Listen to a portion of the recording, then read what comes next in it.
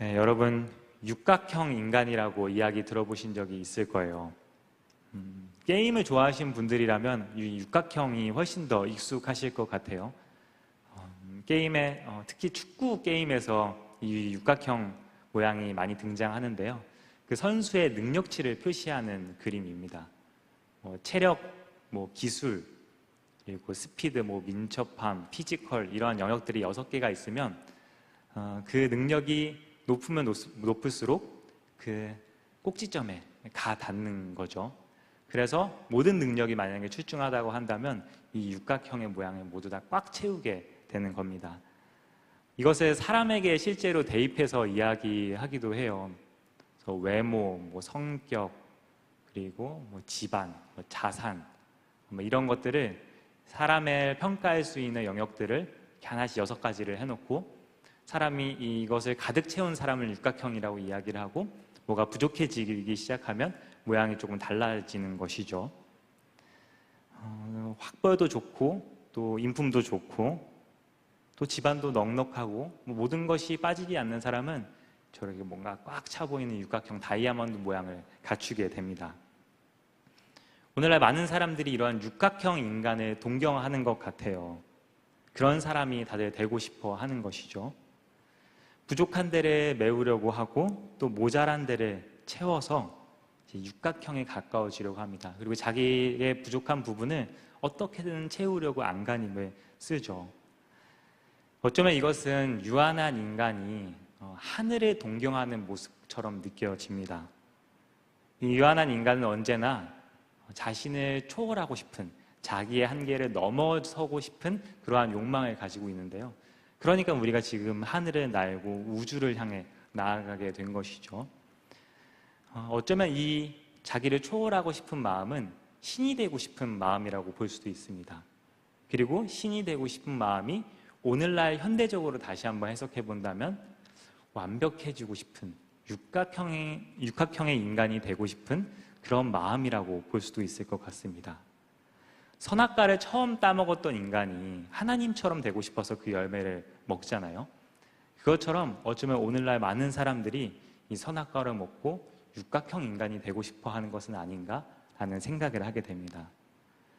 그런데 오늘날 우리가 살아가고 있는 이 세상은 정말로 실제로 우리가 신의 능력에 가까워진 그런 세상을 살고 있어요. 물어보면 무엇이든지 척척 대답해주는 척척 박사님이 우리의 손안에 있죠. 그 선생님에게 우리의 못난 글쓰기를 한번 보내보면 정말로 매끄럽게 잘 고쳐줍니다. 또 우리가 모르거나 부족한 부분이 있으면 그 선생님이 아주 유능하게 고민도 없이 그 부족함을 잘 메워주죠. 그 선생님은 AI입니다. AI를 사용하다 보면 정말 내가 전능한 신이 된 건 아닌가 생각을 하게 될 때도 있는 것 같아요. 정말 전능한 힘을 내 손에 쥐고 있다는 생각이 듭니다. 내가 이전에는 절대 할 수 없는 일을 이제 너무나 쉽게 할 수 있게 된 것이죠. 완벽한 사람이 된 것 같은 그런 전능성을 우리가 경험하면서 살아가고 있게 된 것입니다. 앞으로 우리가 살아가게 될 이 세상은 아마 이 길로 더 많이 나아가게 될 것 같아요.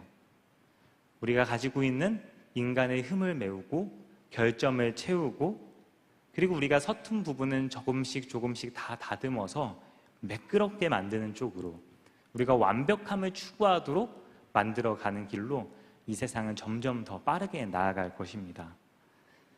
이것이 마냥 나쁘다고 볼 수는 없을 것 같아요. 다만 그렇게 우리가 가지고 있는 흠을 지워내고 우리의 결점을 메우고 우리가 어떤 완벽한 모습에 이르렀을 때 그 가운데서 우리가 잃어버리는 것은 없을까? 우리가 그토록 지워버리고 싶은 우리의 흠 속에 뭔가 중요한 것이 남아있는 것은 아닐까 하는 생각을 해보게 됩니다. 저는 오늘 이 물음을 품고 여러분들과 오늘 본문을 한번 들여다보고 싶어요. 오늘 본문은 성경에서 가장 인간의 연약함을 잘 드러내고 있는 본문 중에 하나입니다. 성경을 보면 소돔이라는 성이 나오거든요. 그 성이 오늘 본문에서 하나님의 심판에 의해서 멸망하게 됩니다. 그 성이 멸망하게 된 이유, 무너지게 된 이유는 오늘 우리가 읽었던 본문의 앞부분에 나와 있습니다. 여러분 나중에 한번 읽어보시고 오늘 설교를 다시 한번 들어봐 주셔도 좋을 것 같아요. 그 성이 무너지게 된 까닭은 나그네를 대하는 태도에 있었습니다. 고대 중동에는 나그네를 환대해야 하는 문화가 있었어요. 고대 중동은 혼자만 살아가기 무척 어려운 척박한 환경이었기 때문에 날씨도 그렇고 땅도 그렇게 풍요롭지 못하고 하니까 먼 길을 떠날 때면 그 지역에 살고 있는 사람들의 도움이 언제나 필요했습니다. 그렇기 때문에 나그네를 환대하는 그런 문화를 만들어 간 거예요. 길을 가다가 어느 집에 들러서 잠시 환대를 받고 또 길을 떠나고, 만약에 내가 먼 길을 떠날 때는 또 나도 그렇게 베풀었듯이 누가 베풀어 주길 기대를 하는 것이죠. 성경에도 너희도 한때 그 출애굽 당시에 나그네였으니까 너희가 나그네를 사랑해야 한다라는 말씀도 등장합니다. 그런데 이 고대 중동의 문화와는 다르게 소돔성에 살고 있었던 사람들은 조금 달랐던 것 같아요. 낯선 사람이 이 성에 들어오면 몰려가서 그 낯선 사람을 위협하고 끌어내서 수치를 주곤 했습니다. 그리고 약한 사람들과 또 기댈 곳이 없는 사람들을 무참하게 짓밟는 그런 모습들을 흔히 행하고 했던 것 같아요. 오늘 성경에 등장하는 롯과 그의 가족들이 그 소돔성에 살고 있었던 것입니다. 그러던 어느 날 나그네로 보이는 두 천사가 소돔에 찾아오게 됩니다. 롯은 소돔성 어귀에 앉아 있다가 그들을 보고서 일어나서 엎드려서 청하게 되죠. 자신의 집에 와서 발을 씻고 하룻밤을 머물러 가라고 정말 간곡하게 요청을 하면서 그들을 환대합니다. 그런데 그 나그네들을 소돔성에 있던 모든 사람들이 몰려와서 이제 그 사람을 끌어내어서 위협하고 수치를 주려고 합니다. 오늘 밤 당신의 집에 온 그 남자들이 어디에 있어? 라고 이야기를 하면서 그에게 위협을 하려고 하죠. 롯은 그 손님을 지키기 위해서 수단과 방법을 다 가리지 않고 그 두 사람을 보호하려고 애를 씁니다. 이 소돔성에서는 결코 볼 수 없던 그런 모습이었죠. 이 두 손님은 하나님이 보내신 천사였고, 그들은 나그네를 환대한 롯에게 이 소돔성이 그리고 고모라성이 곧 무너지게 될 거라고 소식을 전해줍니다. 그리고 이제 날이 밝아서 이 소돔성이 멸망하게 될 시간이 찾아옵니다. 그래서 이렇게 이야기를 하죠. 우리는 지금 이곳을 멸하려고 합니다. 이 성 안에 있는 사람들을 규탄하는 크나큰 울부짖음이 주님 앞에 이르렀으므로 주님께서 소돔을 멸하시려고 우리를 보내셨습니다 라고 자신들을 알리고 이렇게 이야기를 합니다. 다 같이 한번 읽어볼까요? 동틀 무렵에 천사들이 롯을 재촉하여 말하였다. 서두르시오. 여기 있는 부인과 두 딸을 데리고 여기를 떠나시오. 꿈을 거리고 있다가는 이 성이 벌을 받을 때에 함께 죽고 말 것이오. 그런데 롯은 이 이야기를 듣고 단숨에 떠나지 못합니다. 그리고 막 주저해요. 그러자 이 두 천사가 롯과 그의 가족들, 그 아내와 두 딸을 손을 붙잡고 성 밖으로 픽 하고 끌어냅니다. 그리고 성 밖에 이르러서 두 천사는 또 이런 말을 전하게 돼요. 노란색 글씨를 다 같이 한번 읽어보도록 하겠습니다. 어서 피하여 목숨을 건지시오. 뒤를 돌아보거나 들에 머무르거나 하지 말고 저 산으로 도피하시오. 그렇게 하지 않으면 죽고 말 것이오. 네, 여기서 보면 뒤를 돌아보지 말라고 이야기를 합니다. 곧이어서 하늘에서는 유황불이 막 떨어지기 시작하고요. 소돔과 고모라는 이제 멸망하게 됩니다. 그 성 안에 있던 모든 사람들, 그 모든 것이 하나도 남아있지 않고 완전히 다 멸망하게 되는 거죠. 그리고 오늘 읽었던 본문의 내용이 이어집니다.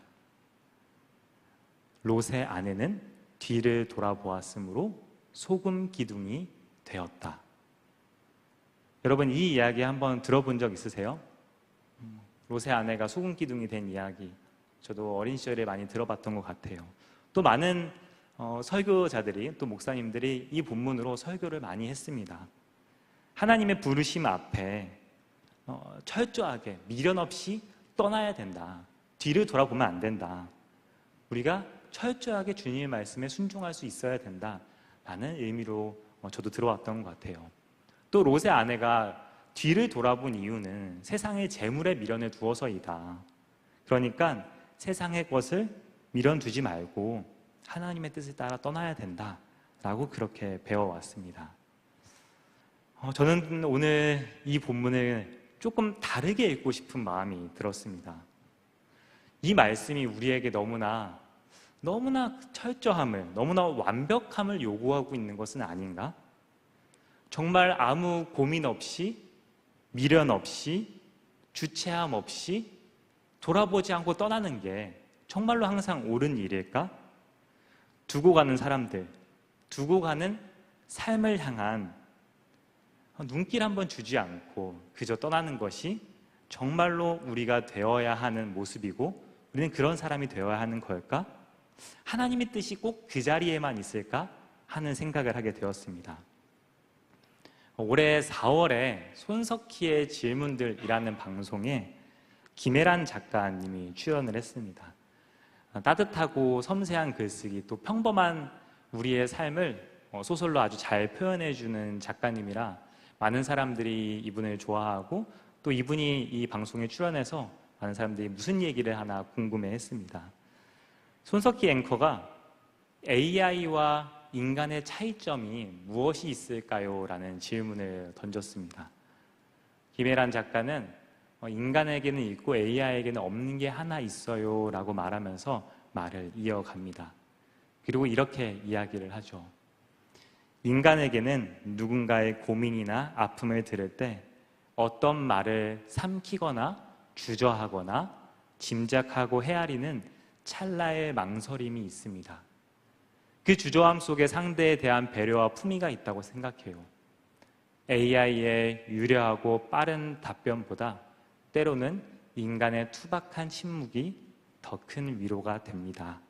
라는 이야기를 했는데 많은 사람들이 감동을 받았습니다. 우리가 말을 삼키고 잠시 주저하고 상대를 헤아리느라 미처 나오지 못한 채 목에 걸리는 말들이 있죠. 우리는 이것을 흠이라 생각하고 지우고 싶어 합니다. 더 빠르고 매끄럽게 대답하는 게 낫다고 여기죠. 그러나 누군가의 진지한 고민을 들어본 사람, 또 누군가의 아픔의 곁에 있어 줘 본 사람은 이것이 꼭 답이 아니라는 것을 잘 알고 있습니다. 무슨 말을 해야 될지 몰라서 막 망설이고 머뭇거리고 주저하고 이게 맞을까 고민하는 그러한 태도, 오히려 완벽하지 못해서 오히려 흠이 있어서 망설여서 온전한 위로가 전해지는 것을 우리는 경험하곤 합니다. 저는 그래서 오늘 본문에 뒤돌아본 롯의 아내의 마음을 한번 헤아려 보고 싶은 마음이 들었습니다. 어쩌면 성경에 이름도 없이 그저 롯의 아내라고 이야기되든, 그리고 소금 기둥이 되어버린 이 여인이 뒤돌아본 것은 정말로 세상의 재물 때문일까? 라는 생각을 해보게 된 것이죠. 오히려 그것이 아니라 다른 이유가 있진 않았을까 하는 생각을 한 것입니다. 그 성에는 무엇이 남아 있었을까요? 어쩌면 정들었던 사람들이 그 성에 남아 있었을지도 모릅니다. 어저께까지 같이 함께 물을 길어 올렸던 정다운 이웃이 그 자리에 있었을 것이고요. 반갑게 인사 나누었던 그런 친구들이 그 성에 남아 있었을 것입니다. 그 모든 것이 불길에 휩싸이는데 한 어머니가, 한 이웃이, 한 사람이 어떻게 뒤도 돌아보지 않고 그냥 앞만 보고 걸어갈 수 있었을까요? 저는 그러기 힘들었을 것이라고 생각합니다. 뒤돌아보지 않은 게 오히려 더 이상한 것이죠. 저와 비슷한 마음을 가진 한 시인이 있었습니다. 러시아 시인인데요. 안나 아흐마토바라는 시인이 있습니다. 그분이 이러한 마음을 품고 롯의 아내라는 시를 지었습니다. 제가 한번 또 읽어드릴게요. 의로운 사람은 하나님의 사자를 따라 거대하고 빛나는 그를 쫓아 검은 산으로 올라갔다. 그러나 아내의 귓가에는 불안이 소리 높여 외쳤다. 아직 늦지 않았으니 한 번 더 바라볼 수 있으리라고. 정든 소돔의 붉은 탑들을, 노래 부르던 광장을, 실을 잤던 뜰을, 사랑하는 남편에게 아이들을 낳아주었던 그 높은 집의 텅 빈 창들을 그는 돌아보았다. 바라본 순간 죽음과도 같은 아픔이 두 눈을 찔러 그는 더는 아무것도 볼 수 없었고 몸은 투명한 소금으로 굳어갔으며 날래던 두 다리는 땅에 뿌리내려 버렸다. 누가 이 여인을 위해 울어줄 것인가? 무상실 가운데 가장 하찮게 여겨지는 그를. 그러나 오직 내 마음만은 결코 잊지 못하리. 단 한 번의 눈길을 위해 목숨을 바친 그 여인을. 이 시인은 롯의 아내가 돌아본 그 단 한 번의 눈길을 부끄러운 죄라고 여기지 않습니다. 오히려 목숨을 건 사랑으로 읽어냅니다. 이 여인이 소금 기둥이 되었다는 것을 우리가 꼭 저주로만 읽어야 될까요? 심판으로 봐야 될까요? 소금은 무슨 맛이죠? 짠맛. 그리고 눈물 맛입니다. 눈물은 또 소금 맛이기도 하죠. 두고 온 사람들이 눈에 밟혀서 정든 이웃과 나는 세월이 아쉬워서 추억이 자꾸만 떠올라서 흐르고 흐르는 눈물이 멈추지 않아서 마침내 온몸이 소금 기둥으로 굳어버린 사람으로 저는 한번 오늘 읽어내보고 싶습니다. 우리가 흠이라고 부르면서 지워내려고 하는 그 미련과 망설임, 차마 떨치지 못한 연민이야말로 사실은 사람을 사람되게 하는 거룩함을 품고 있는 것은 아닐까요? 북미의 나바오족이라는 사람들이 있습니다. 이 나바오 부족에게는 대대로 내려오는 천을 짜는 직조 관습이 있다고 이야기를 합니다.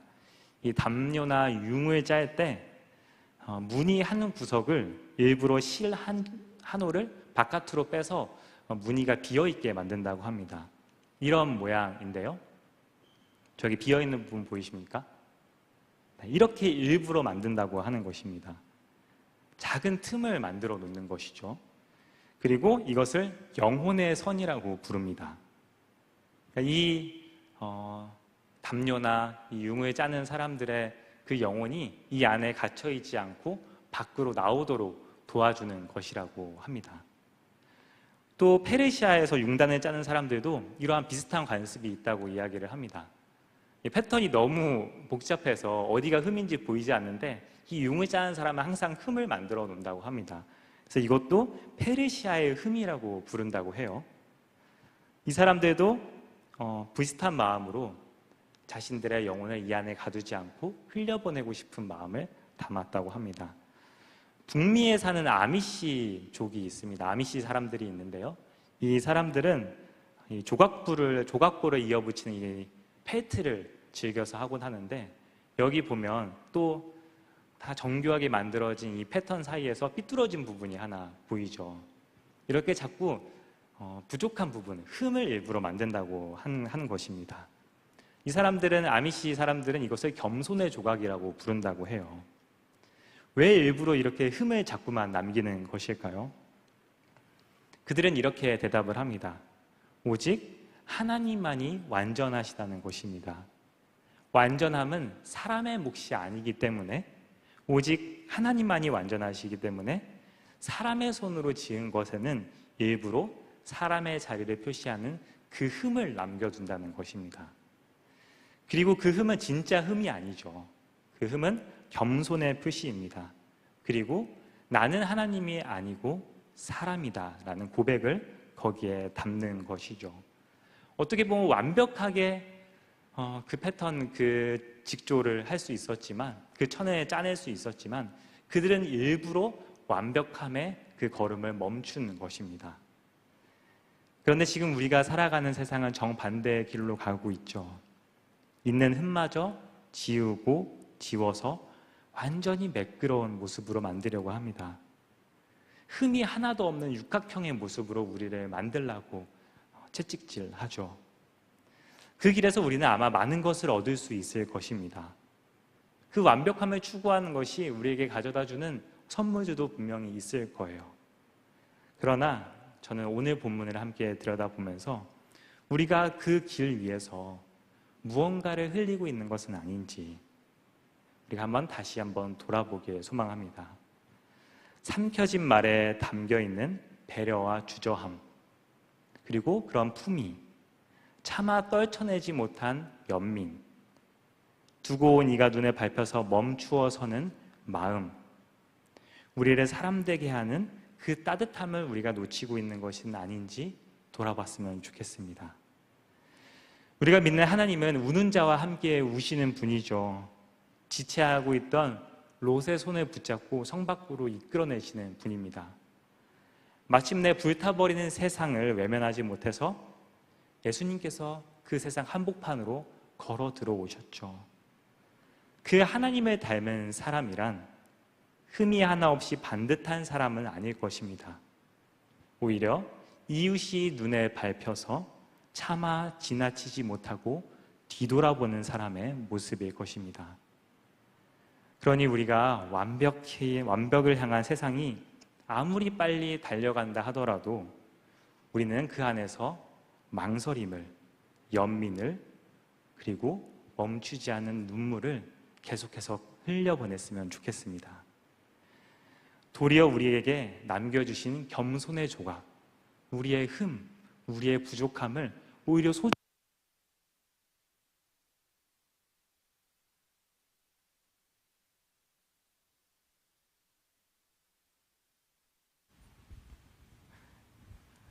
이러한 부족함과 흠도 우리가 소중하게 여길 수 있어야 합니다.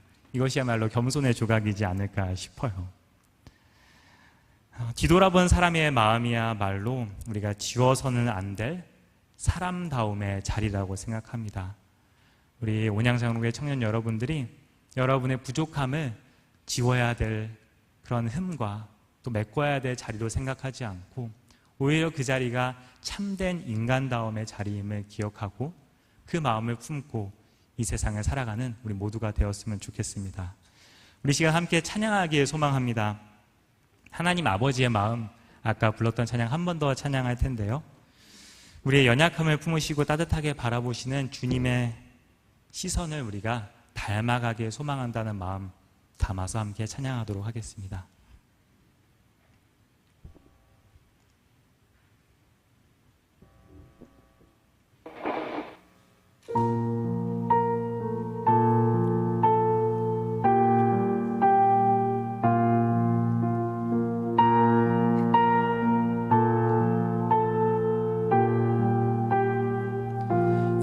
아버지 당신의 마음이 있는 곳에 나의 마음이 있기를 원해요. 아버지 당신의 눈물이 고인 곳에 나의 눈물이 고이길 원해요. 아버지 당신이 바라보는 영혼에게 나의 두 눈이 향하길 원해요. 아버지 당신이 울고 있는 어두운 땅에